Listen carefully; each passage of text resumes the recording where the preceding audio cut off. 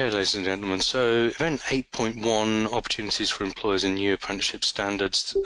It's Insight 8.1 because we previously ran a very similar event, Insight 8, that was about opportunities for larger employers in the new apprenticeship standards. We felt it was probably fair to have a second edition of that event, but to focus in on the somewhat overlooked, underappreciated, I suppose Gary will put this a little better, but the smaller employers who are just as critical to the success of apprenticeships now and apprenticeships in the future as perhaps the larger employers are, but one for whom there's not really that much advice and guidance and not really that much information around. So this event is aimed solely at small and medium-sized organisations. I haven't done a find and replace on the slides, but glancing through them, I can only really see one instance of the word levy. So I don't think that's really going to come up today. This is really going to focus in on smaller, less than 250 employee organisations and those with a pay bill of less than £3 million per annum who are not going to be subject to the apprenticeship levy. And I'm delighted to say that today we are joined by a guest speaker from the Federation of Small Business, and together we're going to go into how organisations are preparing for the introduction of new apprenticeships and the employer contributions for small and medium enterprises, how approaches to recruitment are evolving, and how organisations are looking at selecting their delivery partners in the new world. So you've introduced yourselves to us. Myself, I'm Neil Ingo, I'm the event host for today, so you will only hear me at the start of the event and during pauses for questions. Our primary presenter is Gary Tovey. There is no, those of you who are at AOC may confuse him with someone called Gary Tovery. I'm happy to say that was a typo. He is Gary Tovey. He is our Head of Employer and Strategic Partnerships, and he is with me in the room today. And on the line, hopefully her connection is as loud and clear as it was during the test, Annie Peet, Policy Advisor for Education and Skills for the Federation of Small Businesses.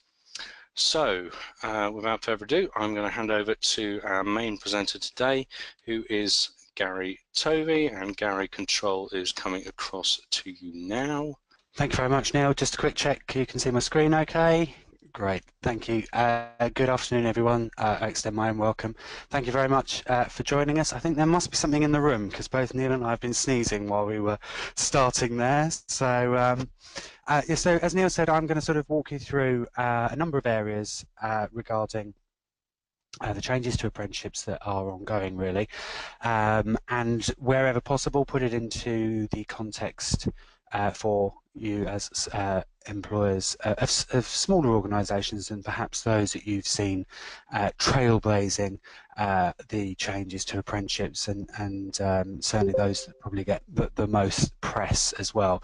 And unfortunately, part of that also means that a lot of the policy often leans towards those larger employers, but actually for apprenticeship to continue to drive learners' achievement and development throughout their careers, actually, as is becoming the case much more, it's critically important that yourselves as smaller employers are engaged, understand the mechanisms that are now coming into place or are already in place, and that really critical role that you play in the system as well. And I'm delighted that Annie's joining us as well. And those areas are things that we have very often spoken about ourselves in our own meetings. So just to kick off, just in terms of if you are new to Pearson, just a bit of who we are. Won't spend too much time on this, but it often helps to see a few logos, and you might associate ourselves with a number of those logos. So we own the BTEC brand. We currently offer our apprenticeships under the BTEC apprenticeships brand. That will be changing moving forward, but you may have heard of those. You may have seen learners or employees in your business with BTEC apprenticeships. We're also very well known for our EdXL brand, which is primarily in schools. So if you are a parent or an auntie or uncle, etc., you are likely to have seen some of their qualifications awarded by EdXL in GCSEs and A-levels. We also have LCCI, which is one of our international businesses. Of course, we are part of the larger Pearson group, which is a global education group. But in the UK, we offer our LCCI qualifications to employers and institutions internationally through LCCI. We also have Talent Lens. Many employers use Talent Lens for psychometric testing to understand suitability for a role, etc., particularly through recruitment. We have Pearson College, which is our own college in the UK, primarily focusing on management and business, and is currently working towards getting its own degree awarding powers, and it'd be the first PLC company that will be doing that, so really exciting. We also have BTEC, primarily in FE colleges, so again, full-time provision, or those that have left school and gone into college education, many of those gain a BTEC. We also have Pearson VUE, most famously known probably or maybe not, as the organisation that runs the driving theory tests. So if you've ever had the misfortune of having to do that, it's likely to be Pearson VUE. And we also have Pearson TQ, which is one of our own training providers. So just to give you really a sense of the breadth and depth of what we do in the UK. Anyway, on to the important stuff, apprenticeship reform. So if you're new to apprenticeships, or actually if you're a bit of an old hand at apprenticeships, things are changing, and they are changing primarily due to something called the Richard Review in 2012, where Doug Richard of ex-Dragon Dens fame produced a report for government looking at apprenticeships, how they are delivered within employers, how they are delivered by training providers and colleges, and making a number of recommendations on how he felt the system could be improved and innovated upon effectively. And so in October 2013, the first group of what are called trailblazers, employer groups effectively, came together to design new apprenticeship standards and assessment plans for English apprenticeships. So those employer groups are made up of large employers and smaller employers. I would probably say, and Annie, perhaps you can disagree with me or agree with me later on, but probably a relatively high split leaning towards the large employers, but with certainly a very sort of passionate effort to get SME engagement and feedback in that design process. And those employers are designing standards, two-page standards generally, job descriptions, job occupations, listing exactly the knowledge, skills and behaviours that an apprentice needs to demonstrate throughout their apprenticeship programme for a very specific and particular job role. And that's very different from what we've seen gone before, where apprenticeships have been relatively broad. So you would do, I don't know, a business admin or a customer service, or even a relatively wide-reaching engineering apprenticeship. Now it's actually very much down to the detail of what's in that individual standard for an individual job role. And that's married together by something called an assessment plan, and that details, again, driven by employers, exactly how that apprenticeship will be assessed. And there's two parts to assessment, and I'll come on to that later. But I suppose ultimately employers have been very much put in the driving seat of what apprenticeships look like, you know, from day one and from scratch effectively. The reform as part of a government agenda is perhaps much broader, and I've listed a few sort of items there that kind of encapsulate that. There's quite a bit of change to how apprenticeships are going to be funded, the methodology that entails, how that is funded via the levy for large employers, and how that is funded for SMEs, and I'll come on to that shortly. There's also a 3 million target of new apprenticeship starts by the end of this Parliament, originally stated by David Cameron, pretty much supported by the Theresa May government, although perhaps not quite as loudly as we once saw. But there is a general consensus and journey towards higher apprenticeship volumes. And again, I would really sort of flag that it is through SMEs and not those large employers that current apprenticeships are delivered through. That's where actually the vast majority are, and I think SMEs have an absolutely critical role to play moving forwards to also help support that target. There's been all sorts of other bits and bobs going on as well, things like legislation through Parliament to protect the term apprenticeship. What that means in reality is you can't just take a training programme, whack the word apprenticeship on it and get funding and it be a substantive apprenticeship programme. There's also those sort of things moving through. And we've also got changes to governance. So next month, something called the Institute for Apprenticeships becomes live and kicking. That is an employer-led group, again, meant to be representative of both large and smaller employers, and they will regulate the quality provision of apprenticeships moving forward and the whole sort of system in that regard as well.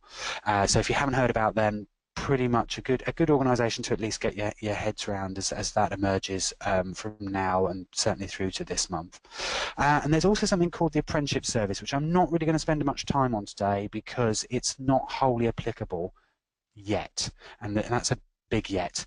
You may have heard it called the Digital Apprenticeship Service previously. It is the bank account, the online bank account effectively, that money will eventually go through to fund apprenticeships for all employers, but is currently going live now for levy payers. So we're not going to spend much time dwelling on that today. We covered that a lot more in our previous webinar, or webinars actually. But it's something again that over time, and I'll give you the timescales in a moment, you will probably need to become quite au fait with as a business owner or as an HR or training member of staff.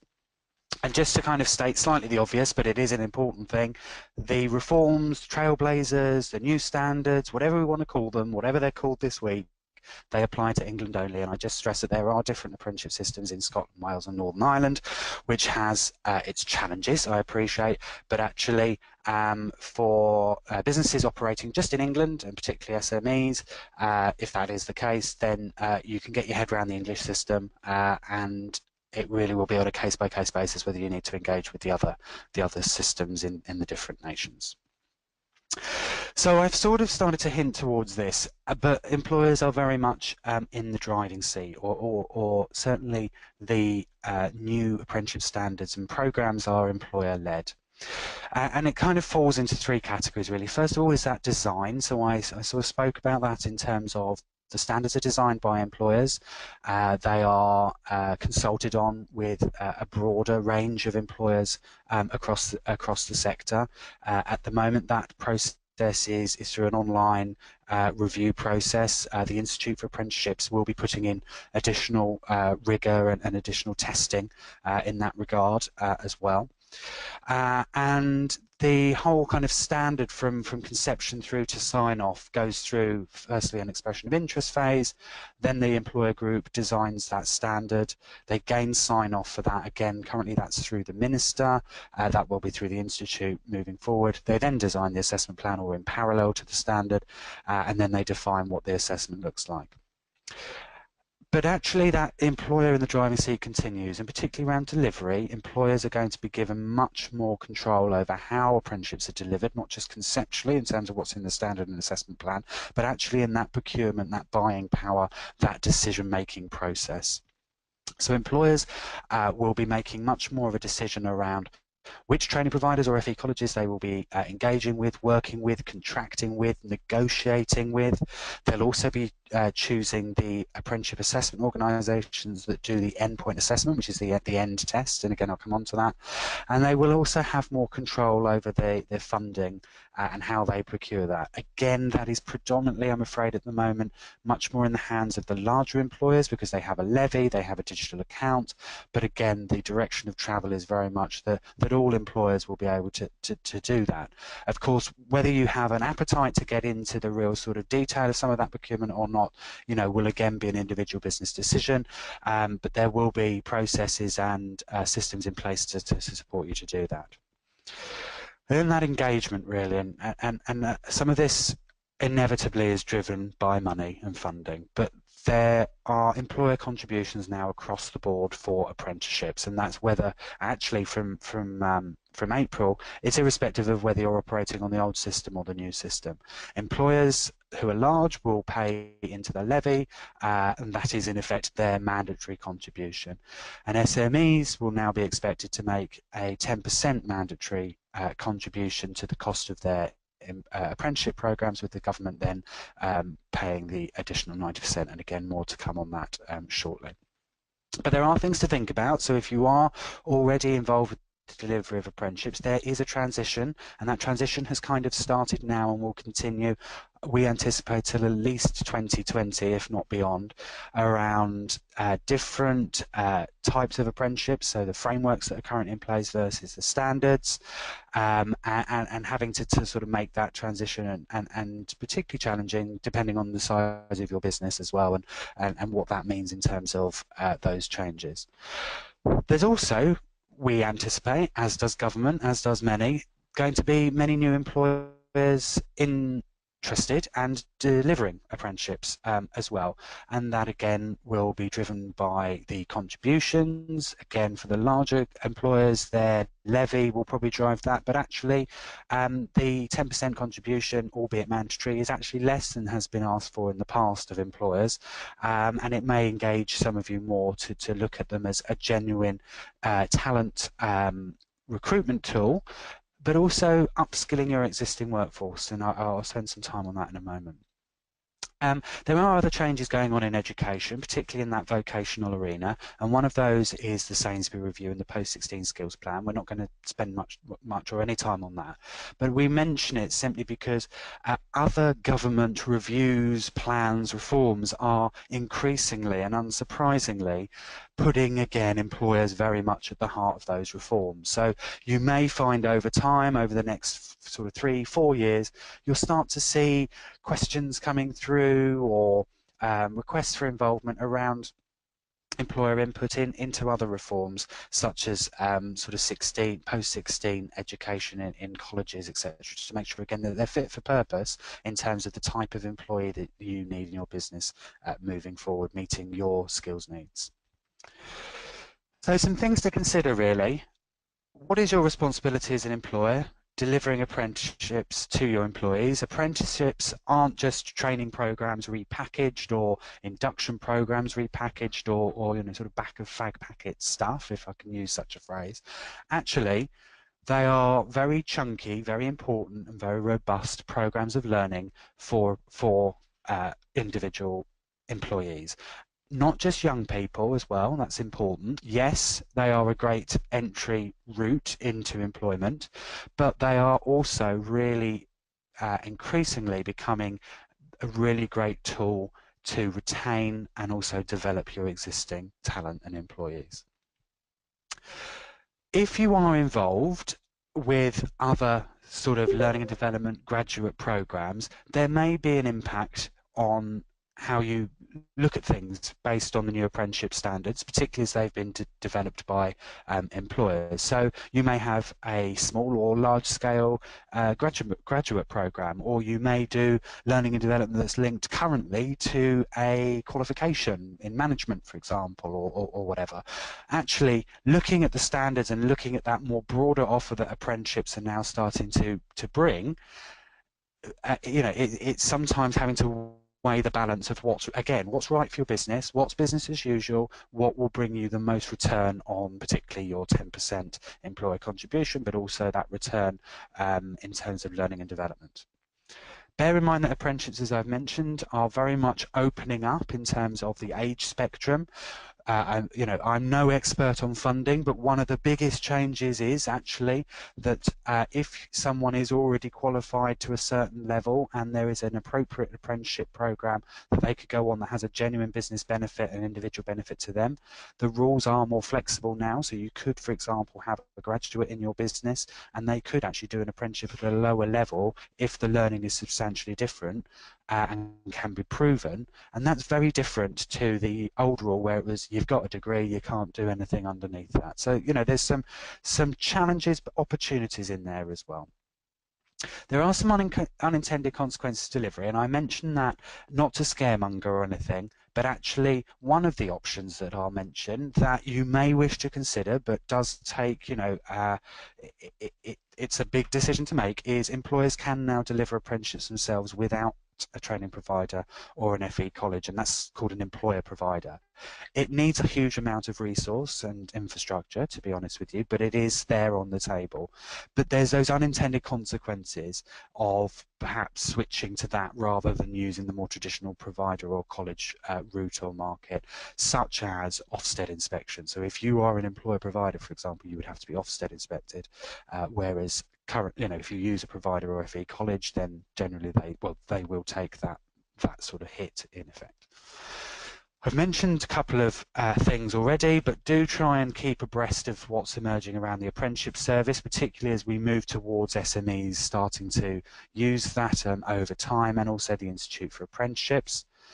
Also, that mandatory contribution, 10%, does it sound like a huge amount? It's a huge amount depending on your business, and it's a huge amount of investment depending on the amount of apprenticeships that you do, and we recognise that, and I think government does as well. But what is interesting is, does that change the dynamics in your business? Is finance or the business owner a lot more interested in apprenticeships because suddenly there's hard cash leaving the business and it needs to produce a return of investment and be measurable? So apprenticeships are very much more becoming the guardian of the whole business rather than perhaps just learning and development HR as in the past. And I guess sort of that final point flips to that first one again, whatever you do around apprenticeships, it's got to be a valid learning experience for your employee. It's got to not just be right for your business, it's also got to be right for them as well. And it's also looking at apprenticeships in their broadest sense in terms of what is that progression route? What is that, you could take a story of, someone joining your business at 18, where would they go? But actually, there's different steps on that ladder, and you might have someone that's 50 years old who might be appropriate for an apprenticeship if there's that substantive need to reskill or an opportunity to reskill as well. So we just sort of put this slide up because it's a nice way of sort of demonstrating, yeah, okay, it's a Pearson-y thing, I get that, and apologies for that slightly, but actually, what is that route from GCSE all the way up to degree apprenticeships? So again, the breadth of apprenticeships is really starting to expand, and there's no reason why any employer, large or small, couldn't have someone on a level 2 apprenticeship and also a degree apprenticeship, as long as it's again right for business and right for the individual as well. So some really exciting developments and innovation in that space as well, and some really good opportunities to actually have people on different levels of apprenticeship that are appropriate as well. So it's also about acquiring talent as well as also developing your existing workforce. So do have a look at the standards, understand how they might link into any learning and development that you offer, and have a look at that progression as I say as well. And also, when we're thinking about that return of investment that I've mentioned before, there's really good progression, there's really good it makes good business sense often to recruit an apprentice in terms of cost of recruitment, the salaries. Some businesses look at there's a minimum apprenticeship wage, others pay normal wages. There's really sort of no one size fits all, I think is probably what I want to say there as well. So just have a look at how that fits into your long-term business strategy, and that might be that you have an L&D strategy or an HR strategy or whatever, but actually it should link into your overall business strategy first and foremost. And this kind of pictures what I mean by that. So you'll see there actually new staff on the left hand side, the entry stuff. That's probably the easiest thing to get our heads around. Let's get an apprentice in, let's develop that individual, let's really sort of make sure that they can add value to the business, however large, small or medium, or anywhere in between as well.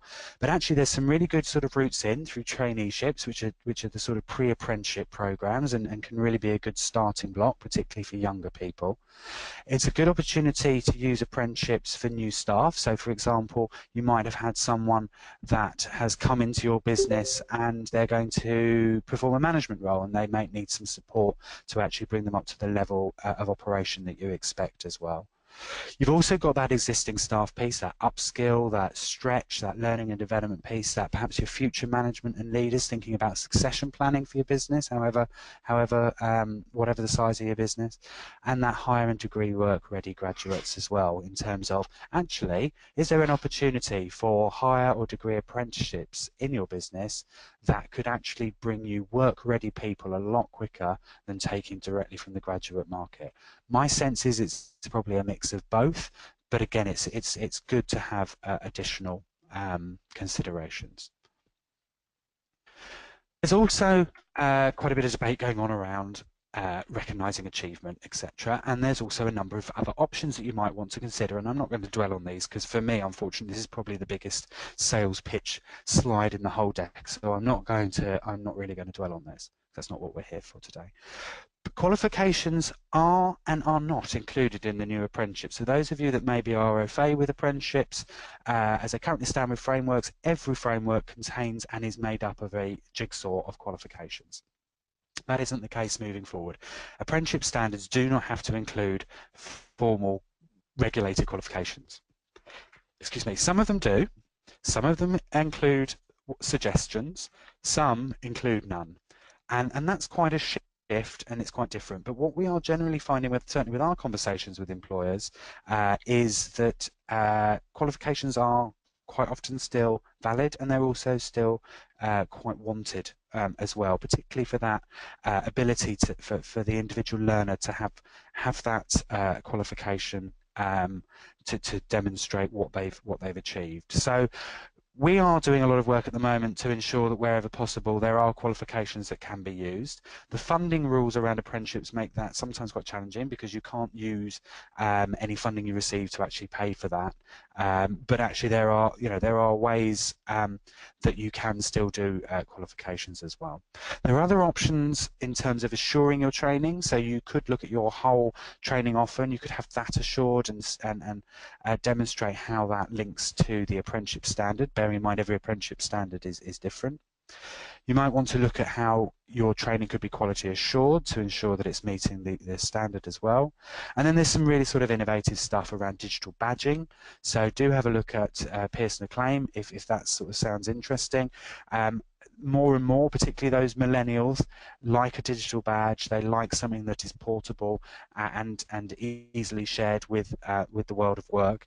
And then there's also digital systems such as our own Pearson Apprentice 360, which are there as online platforms to support that whole learner journey, that assessment, that evidence building, etc. for apprenticeships as well. More information on that is on the website. So in terms of what's changing, there's a number of things that are changing really, and I've covered a number of these, so I won't dwell on them too long. But the learning model is changing. What an apprenticeship contains, so that last example of qualifications is a good one. What the overall outcomes look like. Apprenticeships, for example, have to be graded moving forward. That's a very different shift from what's gone before, and that general sort of pedagogy, that silly posh word for really what the learning outcomes are as well. And that's driven by that design of standards and assessment plans by employers. There's lots going on around the institutions that sort of wrap around all of that. So who administers the apprenticeships, how that's all matched, etc. So there's been a lot of work by the Department for Education and the Skills Funding Agency to improve the Find an Apprentice service, for example, which the apprenticeship matching service effectively. There's changes going on with certification, quality assurance as well. And a lot of that is driven by the Institute for Apprenticeships as well. And then there's changes in who pays, the funding levels, the mechanisms, and that greater ownership that I talked about as well. And this slide really sort of encapsulates everything that I've talked about so far, really. What is changing? So on the left there are the current apprenticeship frameworks made up of that jigsaw of qualifications, including English and Maths, and English and Maths is absolutely critical still moving forward.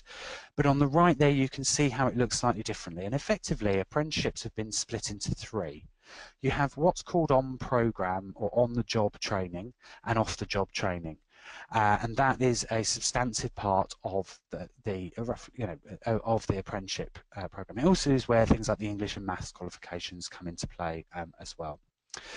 We then reach something called Gateway, And that is where yourselves as the employer and your provider or college, if you're working with them, make a decision that on-the-job and off-the-job training has been substantive enough and the learning has been substantive enough that the apprentice is then able to move through to the final stage, which is called endpoint assessment. That gateway is really critical because, of course, if the learner isn't ready for endpoint assessment, they're likely to fail, not achieve, etc. So that's a really critical part. And then that final part is endpoint assessment, and we've got webinar archives on our website of real detail around endpoint assessment. Let me use the analogy I used at a conference last week, which seemed to go down relatively well. It's a bit like learning to drive. On-the-job training is a bit like sitting in that car with your driving instructor learning to drive. Gateway is a bit like your theory test. It's that checking that you've learned your core knowledge, skills, and behaviours, to use the apprenticeship terminology, but that you can do it. And then your endpoint assessment. You're independent, because endpoint assessment is independent to any learning that's gone before. Your independent assessment, like sitting in that scary situation with a driving instructor next to you, someone independent doing that final check. Okay, so Gary, just to break it up a little bit here, we've had a couple of questions come in. Not that we're not enjoying the sound of your voice, obviously. So one question was around eligibility for apprenticeships in the new world. So previously you said it was very cut and dried. If there was a degree level qualification, that individual was no longer suitable. Now, a lot of people do appear on the job market with a degree in something not particularly useful for the employer they end up working with. So what exactly are the rules now? Can you in theory have, say, an English graduate or even an English master's graduate who's now working in marketing, for example, and you think has got some potential? Can you put that individual through an apprenticeship? Where exactly are the lines drawn now? So in theory, yes. However, the policy is it's not the tightest, or it could be better, I suppose. So the phrase, to sort of paraphrase, is that the learning has to be substantially different. So there are no sort of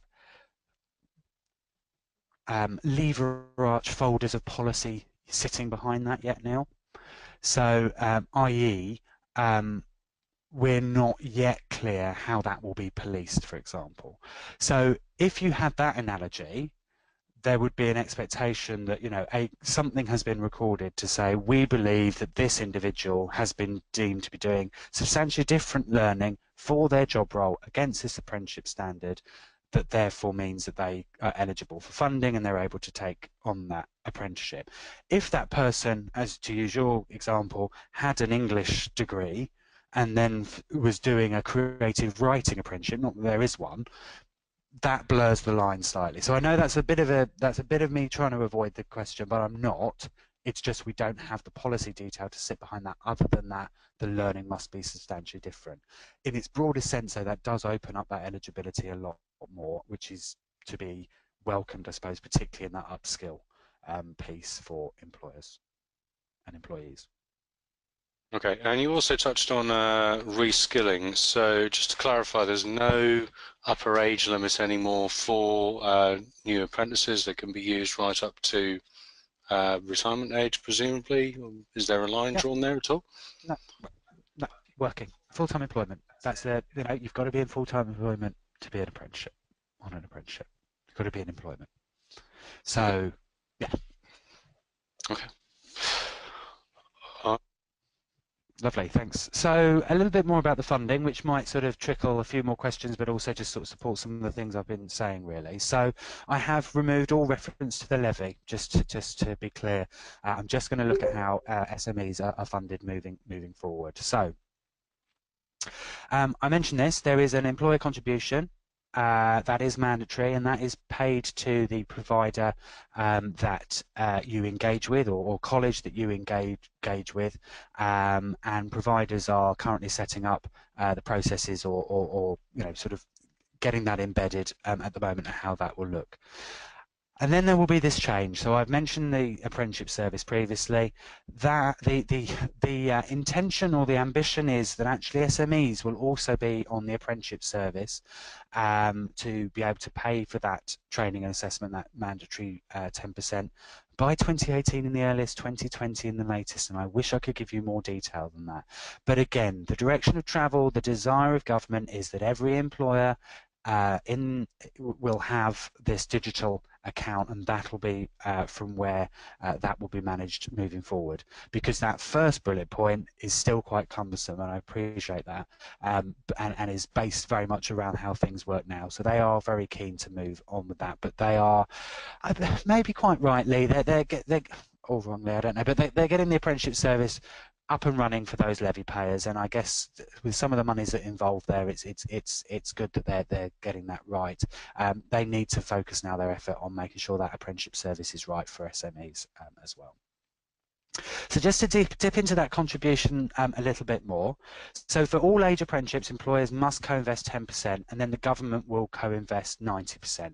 So those of you, again, that have delivered apprenticeships previously will know there's been funding rates of 16 to 19-year-olds, and then 19 to 24, and 24 plus, etc. That kind of goes out the window. You know, it's one rate. So each apprenticeship standard gets assigned a cap, and actually each current apprenticeship framework has also been assigned a cap, so the two are coming together. So the funding picture is getting a little simpler. Frameworks are funded at a lesser rate generally than standards, because standards are more expensive to deliver, and it's much more of a level playing field in that regard. So there is no reduction, for example, for 24 plus learners, but you probably would get less overall for a 16 to 17-year-old than you may be used to. However, there's a caveat to that. So these bands that I talk about, that each standard is assigned, is the maximum amount that the government will invest, basically. You could pay more than that if you wish, but it would be out of your own pocket. But it also gives you a guidance of that negotiation you can do with providers in terms of generally what the cost of that apprenticeship will be to deliver. They're not funding bands, they're funding caps, and that's quite important change in terminology. However, there are some incentives. So small employers, i.e. less than 50 employees, do not have to co-invest that 10%. For example, the government will pay that 100%. So again, irrespective of age, but respective of business size, there's a change there as well. And I appreciate that mandatory contribution is quite a change. Yes, there's been employer contribution for many years, but it's been in kind, or the provider's gone, don't worry about that, or whatever. I cannot stress it is mandatory, and you know it might make you go ooh, but I think, you know, in the long run, I think it's the right thing to do to ensure that we're all bought into the system, and we're doing it for the right reason, and you're able to then see a return of investment on that. So there's a number of partnerships options. Some will be more appropriate than others. But just sort of, again, to get the brain thinking, I guess, and around how you're going to deliver new apprenticeships moving forward. So people like ourselves are here to give you advice, guidance and support, and I know, again, Annie's doing a lot of work with FSB members to sort of galvanise that kind of the changes that are happening and understanding. You will need to work predominantly, I guess, with a provider, private training provider, or an FE college.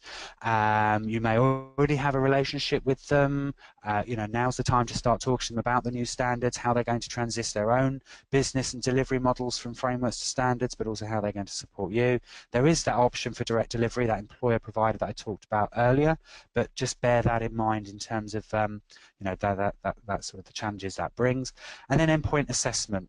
So again, just to be really clear, there's a clear demarcation between on-program and endpoint assessment. There's a handover of the learner, if you will, through that gateway phase. You know, one hand lets go and the other is picked up by the endpoint assessment organisation. So more and more government is expecting you as employers to make that procurement decision around endpoint assessment, and organisations such as ourselves are on a separate register that allows us to then offer endpoint assessment, and that's called the Register of Apprenticeship Assessment Organisations. Is available online, and you can see there and contact those assessment organisations to understand what their offer is, how they can partner and contract with you, etc.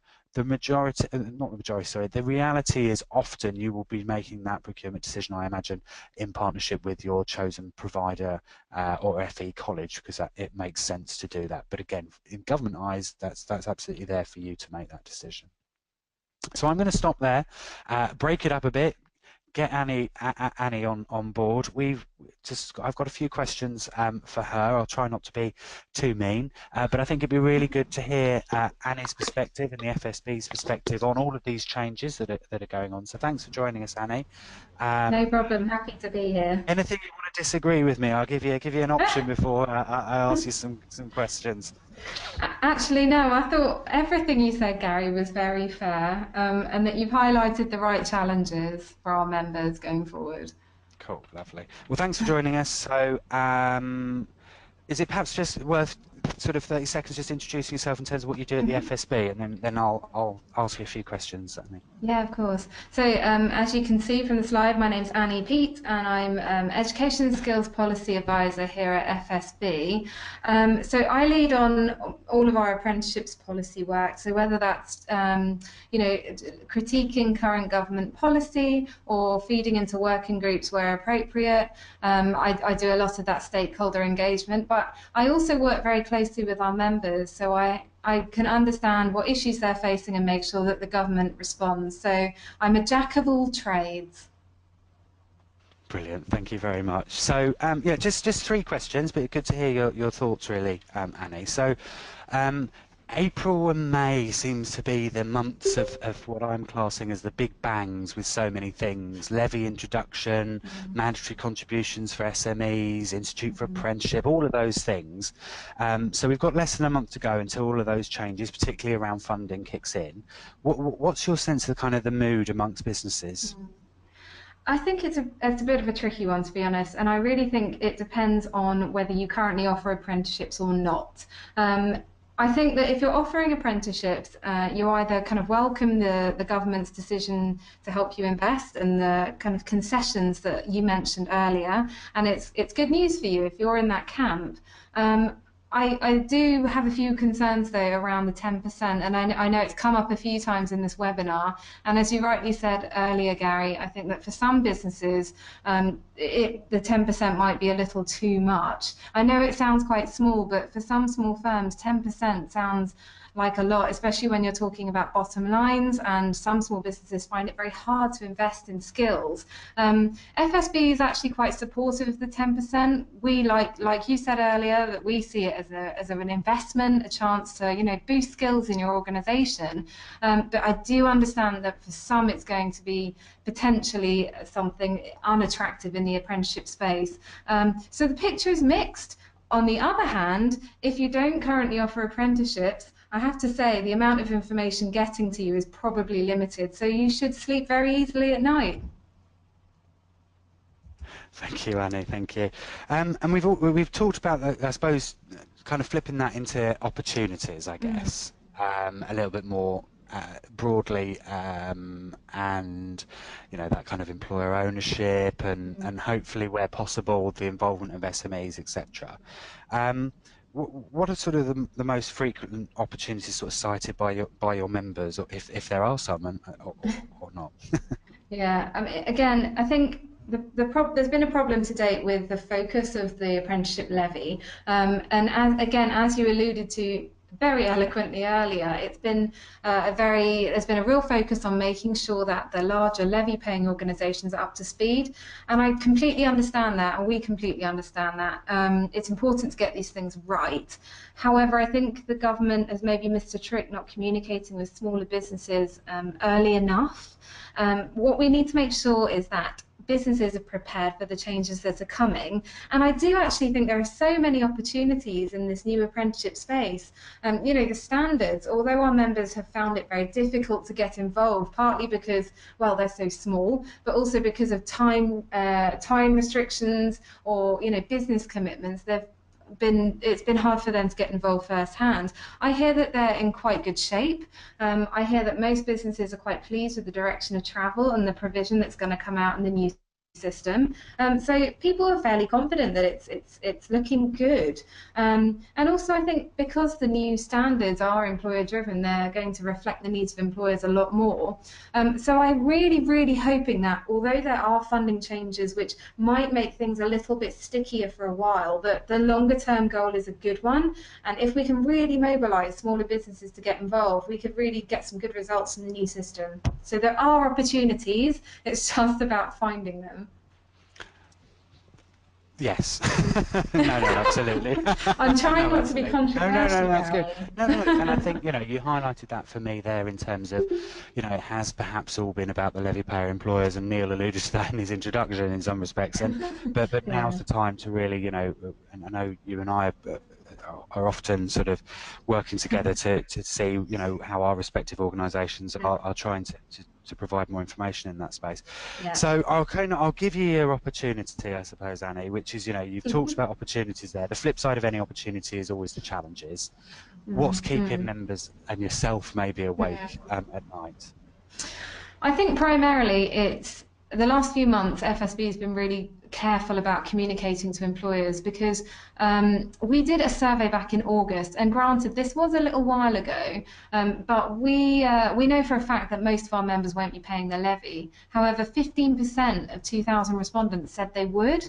So I have a few concerns about whether messaging about whether you're a levy payer or whether you're not a levy payer, but principally whether these messages are getting out. What I would hate to see is this kind of cliff edge where new funding comes in and small businesses are left kind of thinking, I'm not really sure I want to engage with this system, because I think that there are opportunities, real opportunities here.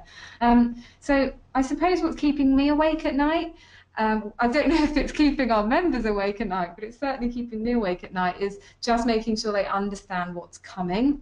And then I think what FSB are going to do is really kind of mobilise all the great activity that's happening and try and get more businesses closer to apprenticeships. And actually, Gary, back to some of the, if I've got time, back to some of the things you said earlier, I think some of the opportunities are around getting new people in. But as you rightly said, with changes to the funding rules, it means that you can upskill existing workers. So actually it's just a thought I was having when you were speaking, but I do think there's potentially some traction there for small businesses. It might be a more interesting proposition, but equally as interesting as taking on a new young person. So I think opportunities are vast, but yes, there are still some challenges. No, thanks, Annie. And I know there was the recent report from yourselves, that had some of those sort of hard-hitting numbers around 24,000 private sector small and medium enterprises reporting. Was it hiring an apprentice has actually helped them win business, for example? And I think 74% say that employing apprentices increased productivity, etc. So there's some really good news stories out there, isn't there? But as always, it's sometimes working through some of that policy change, landscape change, and communication change as well. And just to say, Gary, I mean, again, our research found that 2 in 3 businesses retain their apprentice. They're very happy with their apprentice. We know that the main motivation quoted by, I think it was around 60% of our members that have apprentices for taking them on, is a commitment to giving training opportunities. So again, positive impact 50%. I think there's some really positive messaging here. Yeah, no, great. Thank you, Annie. I'll leave it there. I think Neil just might have a few questions for both of us, or yourself. A general theme really that's coming from chatting to a couple of the participants here is one of the opportunities that we're seeing here for small and medium enterprises to get hold of school leavers and train them up to the higher levels, rather than competing for graduates where they are outgunned by bigger businesses. Is that potentially long-term one of the opportunities that we're seeing here? I think yes, for some. I think you might see that in some of the more innovative sectors. So again, when we went out to our members, we found that only a very, very small proportion are really going for the kind of degree level or higher apprentices. What we tend to see is level 2s and level 3s. So they tend to be taking in not necessarily graduates, they probably haven't considered that. What they tend to be doing is taking on young people and really developing them, from quite a, I don't want to use the term low base because that's not fair, but education qualificationally they tend to be around a level 2 or a level 3. So again, great opportunity if the government is able, and other people, other businesses, whoever, if someone is able to tell small businesses about exactly how they can get involved and chase the higher skills, then they definitely should. There's a real gap. And I think I'd just add to that, Neil, in terms of the Annie's point considered, around 10% is a lot for many small businesses, but actually 10% of a degree apprenticeship probably represents a lot more return on investment. And I'm not saying ditch level 2, level 3, because they're still really important. They're really important as an entry route into a business or into a particular sector or sectors. But actually, just sort of trying to flip that on its head almost. Actually, there may be opportunities or certain cases actually where that 10% investment, it represents a different type of investment, if that makes sense. Yeah. Okay. Thanks very much, Annie. We've got a bit more time just for questions near the end, but I'll just sort of plough on through now for the last few slides, and then we'll go from there. So, just to kind of start to sum up, and I do make an apology. I appreciate all of these logos are large employers. It's simply because it's easy to get them, and it's easy to sort of showcase these. But we did want to say, we are a business too. We are a levy payer.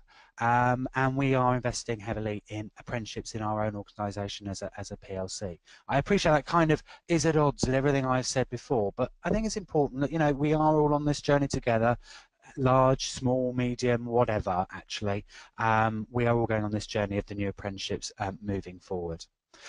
So just thinking about the ways that we can help, to sum up really, is looking at that the ongoing reform, whether you've got to transist or whether you're new to apprenticeships, how we're all going to play our part in meeting the 3 million target, and also understanding that SME funding.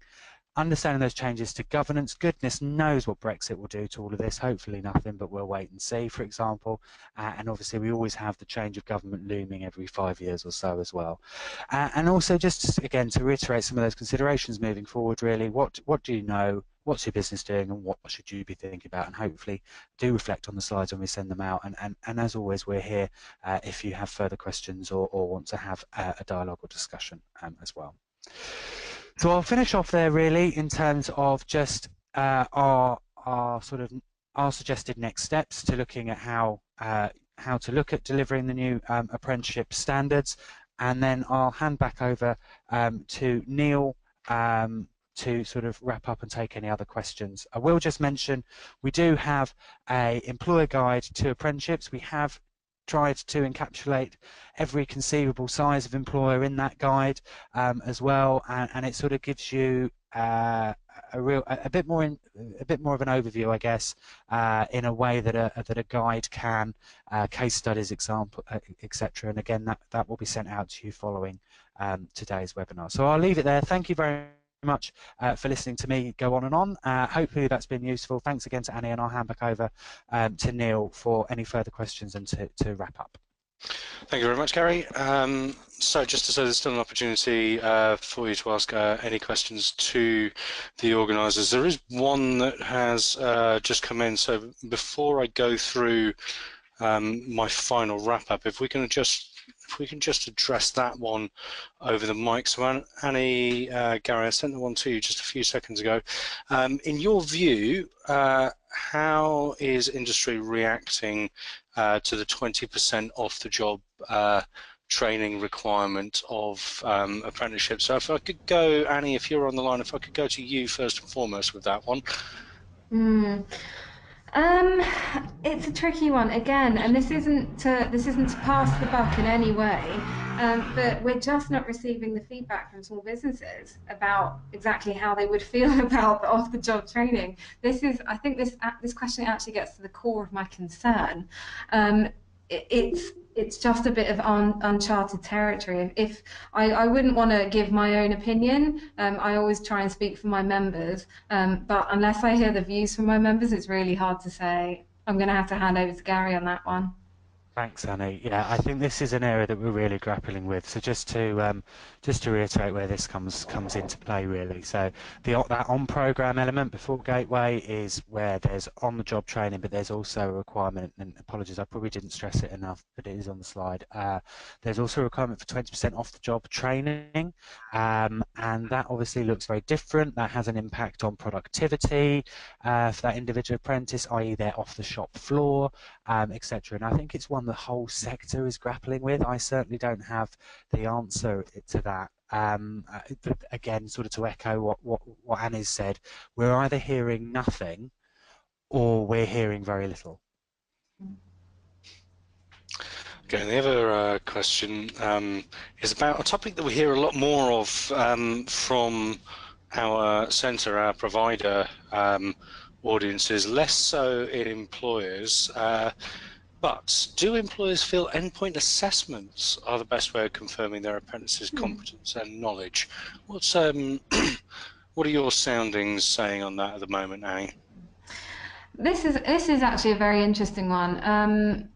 Again, I think the endpoint assessment issue, it might not be at the forefront of our members' minds. However, I do know that from anecdotally from speaking to them that they're a little bit worried about leaving everything until the end, and partly because, and this is an interesting point, but partly because of learning styles. You know, some young people choose to take a more technical or vocational route purely because there isn't kind of this insurmountable, quite scary obstacle that they have to get over before, you know, before they pass with their flying colours. So for me, there's a slight concern from the social mobility perspective. But again, I wouldn't want to say that's our members' views. I think that's probably just mine. And I would just add, really, you know, endpoint assessment, to all intents and purposes, is here to stay, because obviously it's a core recommendation of the Richard Review, really, or not perhaps as explicit as that, but certainly that's how it was interpreted by BIS at the time, but the Department for Education probably more so now. Yes, it's not going to be probably ideal for every type of learner, etc. It does sort of turn a lot of things on its head in terms of how the apprentice is assessed. I have to say, anecdotally again, I haven't necessarily heard the employers I've spoken to who are on the Trailblazer groups particularly moan about endpoint assessment in terms of defining it through their assessment plans, etc. It's just one of the hoops that they've had to go through to adhere to the guidance and policy to develop a new apprenticeship standard. Okay. So thanks very much, both. Just so, ladies and gentlemen, there is still an opportunity to send in any more questions that you do have via the chat window while I'm continuing to talk. We're not going to cut you off just yet. So one of the things that came out there was a lack of information finding its way to employers. Well, this next slide should help in its own small way with that. So how can you keep in touch with us? Because we fancy ourselves as we have an interest in communicating to businesses large and small about the progress of the apprenticeship reforms. So there's a couple of channels that I would bring to your attention. You can follow us on Twitter at Pearson APPR. We wanted to call it Pearson Apprentice, but unfortunately Twitter has this thing about character limits and it wouldn't fit. We also have on LinkedIn a new showcase page to talk about our apprenticeship services and related matters. You can also subscribe to our Insight newsletter. That goes out once a month, and we're putting more and more employer-focused content in there. And the more you stay engaged with that, the more you tell us about what you potentially need to know about, the more employer-focused those newsletters can become. We also have a blog on our Pearson UK website talking around issues to do both with apprenticeships generally and with the reform package and its rollout. And you can also, there will be further events in this series, and they will be probably from this point onwards, I would say, much more focused on the employer market and less on the providers who are now very much getting their heads into delivery rather than general concepts. So please do keep your eye out on that. The links will be embedded in the slides when they come round. There's also, if you need to do your sums on funding, then Sean Owen, our Head of Stakeholder Relations for Funding, does put out a regular newsletter, and for a non-technical and not especially numerate person like myself, it is something of a godsend. It's just about the only way I can get my head around it. I thoroughly recommend it to you. And also someone called Tovi puts out a series of handy guides, and they're also available on the Pearson UK website, and some of them actually appear to be quite popular. I'll let you know if I find out who writes them. Also, there are a variety of other organisations who are interested in making sure that small businesses, large and small, have access to the information that they do, that they need to get out there. If any of those should happen to be on this webinar, please do make yourselves known to us, because we'd love to feature you and get your voice out there in future editions. To co-opt a phrase of a slightly discredited former Prime Minister, we are all in this together, and we would appreciate your support with getting the message out to businesses large and small. So that's the end of our program content for today, ladies and gentlemen. That said, our presenters are still on the line and are here and available to answer any questions that you may have, but that's the end of our program content. So if you are leaving us at this point, thank you for your attention. The slides will be coming out to you very shortly. But good evening, and enjoy one of the first evenings of spring.